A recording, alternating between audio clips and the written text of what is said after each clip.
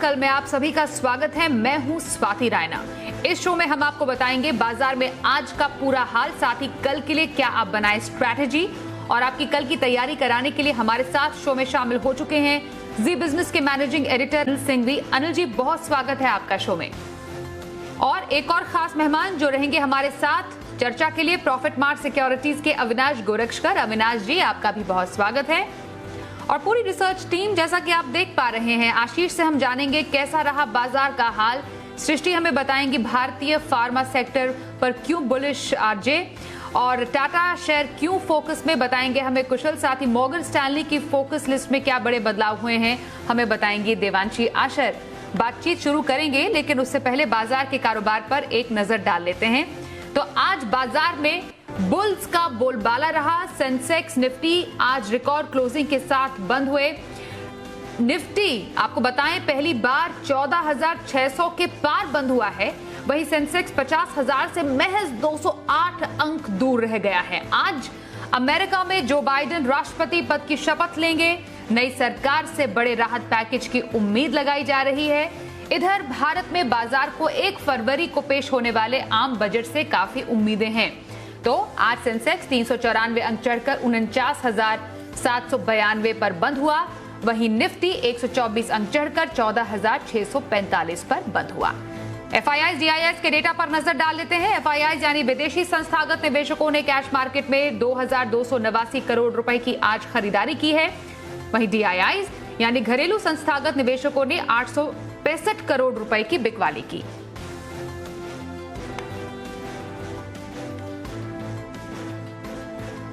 Editor stake के लिए अनिल जी के पास चलते हैं। अनिल जी, एक बार फिर से शानदार सेशन हमें देखने को मिला। बाजार में बुल्स का बोलबाला रहा, तेजी कायम है, कल की आज भी जारी। आज के कारोबार की खासियत कैसे समझें? पिछले शुक्रवार से लेकर अब तक की सुस्ती के बाद भारतीय बाजारों में आज फिर से एक और ऐतिहासिक दिन। जी हां, आज फिर से सेंसेक्स और निफ्टी दोनों ने रिकॉर्ड हाई बनाया। इतिहास में अब 14,666 ये है वो लेवल जो निफ्टी के हाईएस्ट लेवल के तौर पर दर्ज हो चुका है। आज संकेत हमारे यहाँ बेहतर थे अपने, क्योंकि एफआईआई की तरफ से खरीदारी के आंकड़े, वायदा कारोबार में पोजीशंस हल्की, डेटा मजबूत और तकनीकी तौर पर कल के रिबाउंड के बाद बाजार और ऊपर जाने को तैयार। हालांकि एसजीएक्स निफ्टी से संकेत ऐसे अच्छे थे नहीं, 100 पॉइंट नीचे था, और डाउ फ्यूचर्स भी बहुत मजबूती नहीं दिखा रहे थे, हल्के लाल निशान में थे।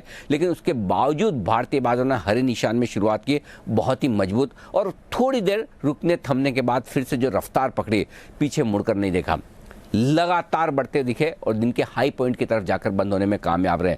बैंक निफ्टी भले ही रिकॉर्ड हाई आज ना बना पाया हो, और जो क्लोजिंग हुई है वो अब तक की सेकंड बेस्ट क्लोजिंग है, लेकिन अच्छी बात है कि 32,500 के ऊपर बंद होने में बैंक निफ्टी भी कामयाब रहा। और सबसे बढ़िया बात यह कि आज की जो मजबूती बनी है तीनों ही इंडेक्स में, ये कल की वायदा कारोबार की एक्सपायरी के ठीक एक दिन पहले बनी है। तो वो आपके लिए शॉर्ट कवरिंग की ओर ट्रिगर बता रही है, क्योंकि 32,500 के ऊपर बैंक निफ्टी पर और 14,600 के ऊपर निफ्टी पर अच्छी शॉर्ट कवरिंग के आसार बनते हुए दिख रहे हैं। न सिर्फ दिग्गजों में खरीदारी थी, बल्कि सेक्टोरल चर्निंग होती दिख रही है। आईटी शेयरों ने पूरा कंट्रीब्यूशन दिया। इसके अलावा मिड कैप और स्मॉल कैप शेयरों में भी भरपूर तेजी बनती हुई दिख रही है। और अच्छी बात यह भी है कि जो नतीजे अब तक कंपनियों के आते दिख रहे हैं वो मजबूत दिख रहे हैं, और इससे भी बाजार को जोश आता हुआ दिख रहा है। तो ग्लोबल संकेत भले बहुत सपोर्टिव नहीं भी हैं, तब भी भारतीय बाजारों ने आज अपने दम पर रिकॉर्ड हाई बनाया। और यही सबसे बड़ी ताकत का अंदाजा है कि जब बाजार बिना ग्लोबल संकेतों के भी चल रहे हों और मजबूती से बढ़ रहे हों और दिन के हाई पॉइंट पर बंद हो रहे हों, तो ये बाजारों की ताकत आपको दिखाती है। और उम्मीद करते हैं कल भी एक्सपायरी के दिन बाजार में इसी तरह का भरपूर एक्शन रह सकता है। बिल्कुल अनिल जी, यही आपसे समझेंगे कि कल के लिए किन लेवल्स पर नजर रखी जाए और बाजार के लिए कौन से अहम संकेत होंगे।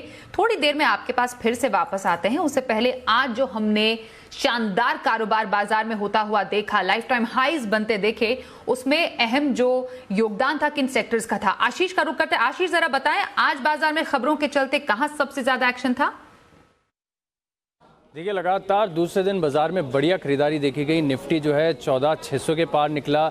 सेंसेक्स अगर आप देखें तो 50,000 के आंकड़े से महज 208 अंक दूर रह गया। निफ्टी बैंक में अगर आप देखें तो दिन के दौरान हल्का अंडर परफॉर्मेंस नजर आया, लेकिन अच्छी बात यह कि जो वॉलेटिलिटी का सूचकांक है इंडिया विक्स, यहाँ पर 2 दिन से हम देख रहे हैं कि कंटिन्यूसली लगभग 6% की गिरावट देखने को मिल रही है। सबसे पहले स्टॉक स्पेसिफिक एक्शन देख लेते हैं, वो स्टॉक जो हमने आपको जी बिजनेस पर बताया। टाटा मोटर्स स्टॉक में बढ़िया तेजी देखेगी। देखिए, एक स्टॉक आपको किरण जी ने बताया था, सियाट आपको अविनाश जी ने बताया, साथ ही नेल्को ये स्टॉक आपको जैन साहब के जेम्स और ट्रेडर्स डायरी दोनों में बताया गया था। 9 से 10% के मूव्स इस स्टॉक में आते हुए देखे। बालकृष्ण इंडस्ट्रीज आपको बताया था भसीन साहब ने, और यहाँ पर भी देखिए बढ़िया तेजी देखने को मिली। सेक्टर स्पेसिफिक एक्शन की बात करें तो आज small cap IT, mid cap IT stocks में अगर आप देखें तो बढ़िया तेजी देखने को मिल रही। Mindtree, Mastek, Coforge, first source solution जैसे स्टॉक्स में अच्छी खरीदारी का रुझान देखने को मिला। ऑटो स्टॉक्स में मैंने टाटा मोटर्स के बारे में बताया, इसके अलावा भारत फोर्ज, अशोक लेलैंड में देखें तो कंटिन्यूसली पॉजिटिव रिपोर्ट्स आ रही है, लगातार तेजी स्टॉक में देखने को मिल रही है। और कल प्राइस हाई की खबर आई थी मारुति की तरफ से, आज इसका भी एक एक्शन देखने को मिला। टायर स्टॉक्स पर नजर डालिए, काफी बढ़िया एक्शन यहां पर देखने को मिला। सबसे पहले जेके टायर 15% से ज्यादा की तेजी दिन के दौरान यहां पर देखने को मिली। एमआरएफ देखिए, यहां पर भी अच्छी खरीदारी का रुझान देखने को मिला। और अपोलो टायर्स भी अगर आप देखें तो लगभग 7% की तेजी स्टॉक में भी देखी गई। बैंकिंग स्टॉक्स में आज जरूर सुस्ती सामने आई। IDFC First Bank, Canara Bank, State Bank of India में भी अगर आप देखें बहुत ही मामूली 1 से 1.5% की तेजी देखने को मिली। लेकिन हाउसिंग फाइनेंस कंपनीज यहाँ पर एक्शन भरपूर था। कारण ये है कि होम फर्स्ट का जो आईपीओ आ रहा है उसका एक असर देखने को मिला। Repco home finance, GIC housing, LIC housing, दिग्गज एचडीएफसी लिमिटेड में अगर आप देखें तो बढ़िया खरीदारी देखने को मिली। पेंट स्टॉक्स पर भी नजर डालनी है क्योंकि इंडिगो पेंट्स के आईपीओ का अच्छा रिस्पांस मिल रहा है, जिसके चलते आप देखिए एक्जो नोबेल पूरे पेंट पैक को इसने आउट परफॉर्म किया। 4% तक की तेजी स्टॉक में देखने को मिली। मार्केट लीडर एशियन पेंट्स यहाँ पर भी खरीदारी थी, और बर्जन पेंट्स में भी अगर आप देखें तो निचले स्तरों से बढ़िया खरीदारी देखने को मिली। कुल मिलाकर देखा जाएगा तो आज बाजार में दूसरा दिन ऐसा था जहां पर सभी सेक्टर्स में खरीदारी। बहुत शुक्रिया आशीष, सेक्टर स्पेसिफिक जानकारी देने के लिए आपका। आज के खास एक्सपर्ट अविनाश जी का अब रुक कर लेते हैं। अविनाश जी, अब सबसे पहला सवाल यही रहेगा आपसे कि जो ये बाजार की तेजी है, 400 अंकों की तेजी के साथ सेंसेक्स हमने देखा 49,800 के पास पहुंचा, मतलब 50,000 लेवल से बस कुछ ही कदम दूर। क्या एक्सपेक्ट करें, 50,000 कल पार हो जाएगा? वहीं हफ्ते भर की खरीदारी कहां की जा सकती है? नहीं, बिल्कुल स्वाति, मुझे लग रहा है कि 50,000 का जो हिस्टोरिक लेवल है वो शायद हमको कल ही देखने को मिले, क्योंकि जैसे सभी को पता है कि बाइडेन साहब आज 10 बजे इंडिया टाइम से स्वेरिंग इन करेंगे। तो अनुमान है कि स्वेरिंग इन के तुरंत बाद वो फिस्कल स्टिमुलस अनाउंस करेंगे, जो काफी हद तक मार्केट एक्सपेक्ट कर रहा है। स्टिमुलस काफी बड़ा होगा, करीबन $1.9 ट्रिलियन की बात हो रही है। तो ये कहीं ना कहीं वीक डॉलर के कारण काफी पैसा इमर्जिंग मार्केट्स इंडिया में आएगा, तो उसके लिए ये जो तेजी है मार्केट में कंटिन्यूसली रहेगी। वीक डॉलर है तो डॉलर रिटर्न्स ज्यादा होते हैं एफआईएस के लिए। सबसे बड़ी बात, नतीजे भी काफी अच्छे हैं, तो मैं समझता हूं कि आपको नतीजों को भी वेटेज देना है इस बाजार में। और हफ्ते भर के लिए जो स्टॉक हमको पसंद है आज वो हेवल्स है। कंज्यूमर इलेक्ट्रिकल्स में काफी बड़ा प्लेयर है, और स्वाति, जिस प्रकार के नतीजे कंपनी ने डिक्लेयर किए, बहुत ही बेहतरीन top line growth 40%, profit bottom line का भी बहुत बढ़िया है, और प्लस कंपनी ने ₹3 का डिविडेंड भी दिया है। तो मुझे लग रहा है कि हालांकि आज थोड़ा स्टॉक नरम था 1019, बट अगर किसी को 8-10 दिन का पोजिशनल व्यू लेना है तो मुझे लग रहा है कि यहाँ पे री रेटिंग जरूर आएगी, और आपको करीबन 1050 1060 का टारगेट मिल सकता है। यहाँ पे 990 का स्टॉप लॉस रखिए। ये not only short term but medium term के लिए भी जिनके पास है वो होल्ड करें। यहाँ पे अच्छे नंबर्स आगे भी मिलने की पॉसिबिलिटी रहेगी। तो हफ्ते भर की खरीदारी हैवेल्स में करने की सलाह हमारे आज के एक्सपर्ट अविनाश गोरक्षकर की। अविनाश जी से बातचीत हम रखेंगे जारी। उससे पहले कुछ और खबरों का रुख कर लेते हैं। भारतीय फार्मा सेक्टर की अगर बातचीत करें, वैसे तो तमाम एक्सपर्ट फार्मा पर काफी ज्यादा बुलिश है ही, खास तौर पर जो बिग बुल हैं राकेश झुनझुनवाला, वो और भी ज्यादा बुलिश हैं।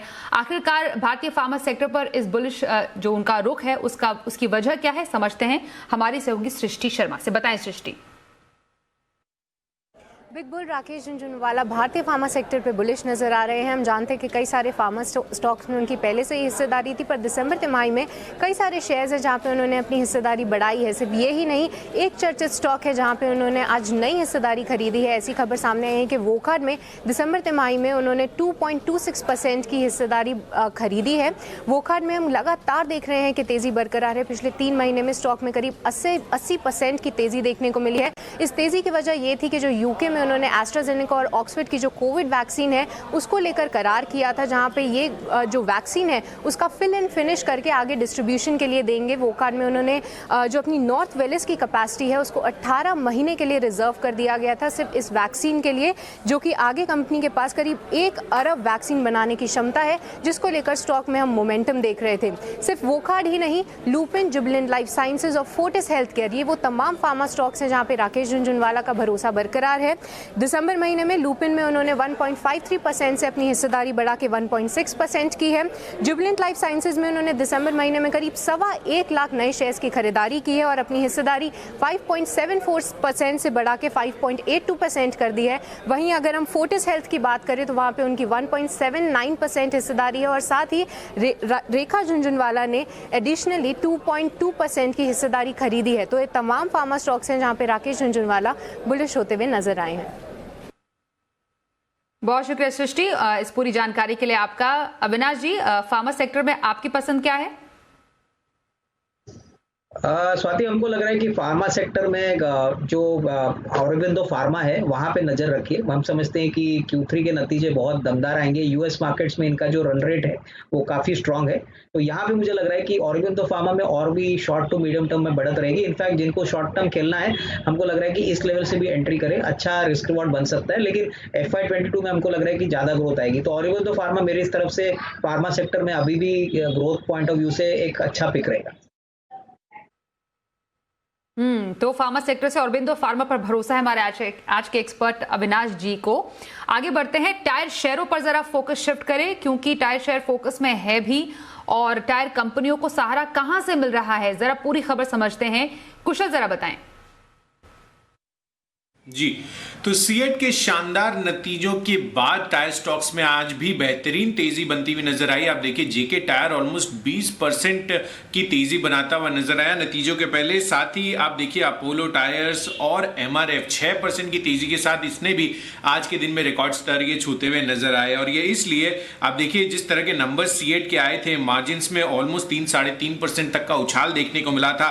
साथ ही कंपनी के मुनाफा आप देखिए 53 करोड़ से बढ़कर 132 करोड़ पर होता हुआ नजर आया था। एक तो नतीजे थे और दूसरी बड़ी चीज जो इनकी कमेंट्री में नजर आई कि मजबूत आफ्टर मार्केट डिमांड जो है वो लगातार बढ़ती हुई नजर आ रही है, जिस वजह से इनकी आय और मार्जिन में बेहतरीन सुधार देखने को मिल रहा है। इनफैक्ट Q4 जो अभी चल रहा है मौजूदा, इसमें टायर की कीमतें जो है वो भी 5 से 6% बढ़ने का मार्क करके चल रहे हैं। यही नहीं, कंपनी की अगर आप देखें तो ओवरऑल कुछ एक जो चुनिंदा कंपनियां जिनका आफ्टर मार्केट से काफी ज्यादा हिस्सा आता है as a percentage of revenue, वहां पर फोकस कीजिए तो अपोलो टायर सबसे ज्यादा लीड करता हुआ नजर आता है, करीब 75% हिस्सा वहां से आता है।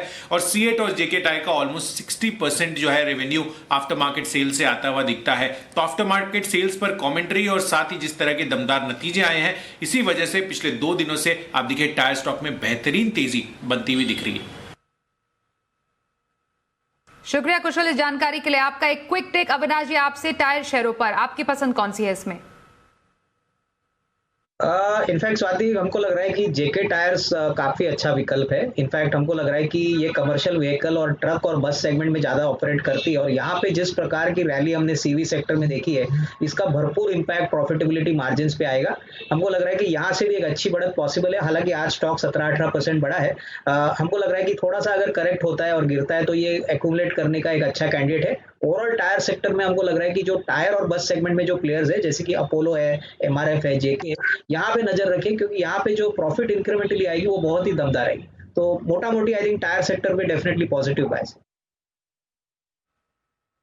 ओके, चलिए आगे बढ़ते हैं। आप मॉर्गन स्टैनली की फोकस लिस्ट में कुछ बड़े बदलाव हुए हैं। फोकस लिस्ट में किसकी एंट्री हुई है, कौन हुआ है बाहर, पूरी खबर समझते हैं। हमारे साथ हमारी सहयोगी है देवांशी आशर। देवांशी, जरा बताएं। 2021 को लेके मॉर्गन स्टैनली काफ़ी पॉजिटिव होते हुए दिख रहे हैं। इनका कहना है कि 2021 में जो ग्रोथ के आंकड़े हैं वो पॉजिटिवली सरप्राइज कर सकते हैं। इनका कहना है कि जो ग्लोबल ग्रोथ है वहाँ से सहारा आता हुआ दिखेगा। घरेलू बाजार की अगर बात करें तो जो रूरल मार्केट्स हैं वहाँ से भी काफ़ी अच्छा सहारा मिलने की उम्मीद लगाई जा रही है। साथ ही जो पॉजिटिव आंकड़े हैं कॉर्पोरेट्स के, वो भी आने की उम्मीद इस साल लगाई जा रही है। काफ़ी अच्छी रिकवरी आती हुई दिखेगी। और अगर आप कोरोना के केसेस देखिए, एक्टिव केसेस, तो उसमें बेहद कमी आती हुई दिखी है। तो इन सब के चलते हम देखेंगे फंडामेंटल ग्रोथ जो है वो आने वाले समय में इनको देखने मिल रही है। अगर सेक्टर्स की बात करें तो इनका ये कहना है कि इस बार जो मिड कैप है वो काफ़ी अच्छा आउट परफॉर्म करते हुए दिखेंगे, लार्ज कैप्स को आउट परफॉर्म कर सकते हैं, ये इनका कहना है। और अगर सेक्टर्स की बात करें तो इस बार या इस साल इनको फाइनेंशियल सेक्टर्स काफ़ी अच्छे लग रहे हैं, कंज्यूमर सेक्टर में अच्छी ग्रोथ आने की उम्मीद लगाई जा रही है, साथ ही साइक्लिकल्स हैं जहाँ पे अच्छी ग्रोथ आती हुई दिखेगी। दो सेक्टर्स हैं जो कि अंडर परफॉर्म करने की आशंका है, टेक्नोलॉजी और एनर्जी सेक्टर, ये दोनों सेक्टर्स हैं जहाँ पे थोड़ी सी अंडर परफॉर्मेंस इस साल देखने मिल सकती है। इनके फोकस लिस्ट की बात करें तो इस बार काफ़ी ऐसे स्टॉक्स हैं जिसमें बदलाव होते हुए दिखे हैं। नए स्टॉक्स जो फोकस लिस्ट में एंट्री की हैं उसमें BEL है, Britannia, ICICI prudential, IndusInd bank, just dial, साथ ही M&M फाइनेंस, टाटा स्टील और PNB हाउसिंग है। और वहीं अगर आप देखें इस फोकस लिस्ट से जो स्टॉक्स बाहर होते हुए दिखे हैं उसमें ITC, Motherson Sumi, HDFC, Bajaj Finance, Sun Pharma, Havells, SBI, InterGlobe Aviation बनते हुए दिख रहे हैं। लेकिन ज़्यादातर जो एंट्री करने वाले स्टॉक्स हैं उसमें फाइनेंशियल स्टॉक्स हैं जो शामिल होते हुए दिख रहे हैं। और 2021 के लिए जो आउटलुक है वो काफ़ी पॉजिटिव मॉर्गन स्टैनली की तरफ से बनता हुआ दिख रहा है।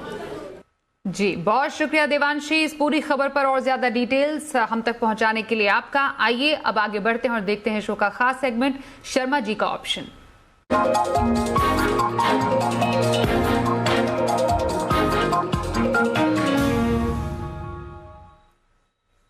HDFC सिक्योरिटीज के BK शर्मा जी से बात करते हैं। सर, एक बार फिर से स्वागत है आपका शो में। आज आप बम्पर कमाई का कौन सा ऑप्शन देने वाले हैं? नमस्ते स्वाति जी, आपको और आपके सभी उत्साही दर्शकों को। तो दो ऑप्शन हमेशा की तरह लेकर उपस्थित हूँ आपके सामने।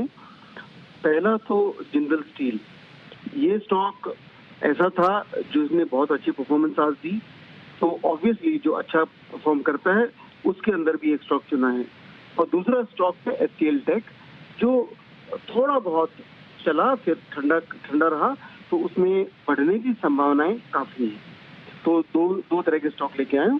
तो पहले हम जिंदल स्टील की बात करते हैं। तो जिंदल स्टील के अंदर जनवरी का 310 की कॉल खरीदी जा सकती है 11 रुपए 60 पैसे, कल का आज का क्लोज। स्टॉप लॉस था रखना चाहिए 7.5 रुपए और टारगेट आपको रखना चाहिए 18 रुपए। इसी तरह से HCL टेक जनवरी की कॉल ले 1000 स्ट्राइक प्राइस की 21 रुपए में आपको मिलती है। स्टॉप लॉस रखें इसमें 14 रुपए और टारगेट रहेगा इसमें 38। तो अब क्योंकि ये अंतिम 7 दिन है तो आप एक्सपायरी तक इसको होल्ड कर सकते हैं, लेकिन फिर भी अगर ये स्टॉप लॉस होता दिखाई दे तो आप उसको पहले ही निकल जाएं तो बेहतर है। और स्टॉप लॉस को ऊपर बढ़ाते रहिए, जिससे कि आपकी टाइम वैल्यू जो भी हफ्ते भर में जो भी डिटेरियोरेशन हो उसके अंदर आपको अगर नीचे जाएगा स्टॉक तो आपका थोड़ा बहुत प्रॉफिट तो बुक हो या लॉस कम हो, इसका ध्यान रखिएगा। और धन्यवाद एंड जय हिंद। आइए अब जानते हैं बाजार पर कल क्या बने स्ट्रैटेजी। अनिल जी के पास चलते हैं। अनिल जी, कल वीकली एक्सपायरी है, ऐसे में स्ट्रैटेजी क्या बनानी चाहिए? बाजार को संकेत कहां से मिलेंगे और क्या लेवल्स होंगे अहम? जहां तक कल के बाजारों का सवाल है, भारतीय बाजारों के बंद होने के वक्त डाउ फ्यूचर्स लगभग 40-50 पॉइंट ऊपर ट्रेड करते हुए दिख रहे थे, यानी कि सुस्ती वाला माहौल था, हल्की सी खरीदारी। उस लिहाज से शायद बहुत ज़्यादा संकेत ग्लोबल मार्केट से ना भी मिले तब भी चलेगा, क्योंकि भारतीय बाजारों को सिर्फ इतना चाहिए कि डाउ वगैरह ज़्यादा गिरे ना। अगर अटके रहेंगे, टिके रहेंगे तब भी काफ़ी है, तब भी हम हमारी मजबूती को और आगे बढ़ा पाएंगे। और एक अच्छी बात और है कि बेस भी बाजार का धीमे धीमे ऊपर की तरफ शिफ्ट हो रहा है। तो अब कल के लिए जो मजबूत सपोर्ट का काम निफ्टी पर होगा वो होगा 14,475 से 14,525। ये 50 पॉइंट की रेंज बहुत मजबूत सपोर्ट है, हालांकि दूर है। उससे पहले एक और इंटरेस्टिंग सपोर्ट और है, वो है 14,575 का। अगर वो ना टूटे तब तक तो आप सोचिए भी मत कि कमज़ोर है निफ्टी पर, और उसके बाद और लाइफ टाइम हाई बनाकर 14,700 के पार जाने की कोशिश निफ्टी की हो सकती है अगर ग्लोबल मार्केट्स ने सपोर्ट दिया। आज के डेटा देखेंगे, डेफिनेटली एफआईज की तरफ से खरीदारी के भरपूर डेटा आने की पूरी संभावना है। जहां तक बैंक निफ्टी का सवाल है, 32,500 के ऊपर की जो क्लोजिंग मिली है वो कॉन्फिडेंस बढ़ाने वाली है। तो अब कल के लिए जो सपोर्ट होगा बैंक निफ्टी का वो 32,250, 32,350 की रेंज में होगा, और इस रेंज में खरीदारी आने की पूरी संभावना है। और एक बार बैंक निफ्टी ने 32,725 को पार करके थोड़ा वक्त बिताया तो फिर 32,850, 32,950 का अगला टारगेट जो बैंक निफ्टी का बनेगा वो शॉर्ट कवरिंग और फ्रेश खरीदारी के चलते कल भी बाजार में आ जाए तो बड़ी बात नहीं है। फिलहाल संकेत सारे अच्छे हैं, अगर कोई अचानक से खराब खबर ग्लोबल मार्केट से आ जाए और वो बाजार का मूड बिगाड़ दे तब तो अलग बात है, अदरवाइज डेटा बहुत ही बढ़िया है, टेक्निकली बाजार मजबूत है, fund flow first class, FIS की खरीदारी तगड़ी होती दिख रही है और रिजल्ट्स ये हैं दमदार। तो ये 5 के 5 पंच ऐसे हैं जो बाजारों को मजबूती देते हुए दिख रहे हैं और कल भी शायद ये फैक्टर्स काम करते हुए दिखे आपको। बहुत शुक्रिया अनिल जी कल के लिए स्ट्रैटेजी हमें बताने के लिए। चलिए आगे बढ़ते हैं। अब अविनाश जी, लॉन्ग टर्म किसी को अगर खरीदारी करनी हो तो आपकी इन्वेस्टमेंट पिक कौन सी होगी आज? स्वाति, हमको एक ऑटो कंपोनेंट कंपनी पसंद है जो ज़्यादातर कमर्शियल व्हीकल और एसयूवीज और पैसेंजर कार से रिलेटेड है, और कंपनी का नाम है बैंको प्रोडक्ट्स लिमिटेड। बैंको प्रोडक्ट्स एक बड़ौदा बेस्ड कंपनी है और इंडिया की सबसे लार्जेस्ट प्लेयर है बेसिकली जो इंजन कूलिंग सिस्टम्स होती है जैसे कि हीट एक्सचेंजर्स, रेडिएटर्स। कंपनी करीबन 85% मार्केट शेयर एंजॉय करती है मार्केट में ओईएम सेक्टर से, और इनके पास काफ़ी बड़े क्लाइंट्स हैं जैसे कि महिंद्रा है, टाटा मोटर्स है, अशोक लेलैंड है, ट्रैक्टर्स में टैफे है। तो मैं समझता हूँ कि अभी जिस प्रकार की तेज़ी आपको कमर्शियल व्हीकल और ट्रैक्टर सेगमेंट में देखने को मिली है, इस स्टॉक में ज़रूर एक अच्छी रेटिंग आएगी। पिछले साल कंपनी ने करीबन 1450 करोड़ का रेवेन्यू किया था, करीबन 77 करोड़ की प्रॉफिट की थी। पहले फर्स्ट हाफ में करीबन ऑलमोस्ट 60 करोड़ का प्रॉफिट कंपनी ऑलरेडी रिकॉर्ड कर चुकी है। कंपनी का मार्केट कैप करीबन 990 करोड़ है। कंपनी बिल्कुल नेट कैश पॉजिटिव है, 90 करोड़ की कैश है। तो मुझे लग रहा है कि अगले साल दैट इज FY22 के लिए 22-23 रुपए की अर्निंग आने की अपेक्षा है। तो यहाँ पे बहुत ही सस्ते भाव पे ये शेयर मिल रहा है, तो इसको डेफिनेटली इंक्लूड करें। हमको लग रहा है कि 6 से 12 महीने में करीबन 240-250 का नियर टर्म का टारगेट बनता है, तो इसको जरूर अपने पोर्टफोलियो में इंक्लूड करें। जी, बैंको प्रोडक्ट्स में लंबी अवधि की खरीदारी करने की सलाह अविनाश गोरक्षकर की। आगे बढ़ते हैं और अब देखते हैं कल का ऑप्शन।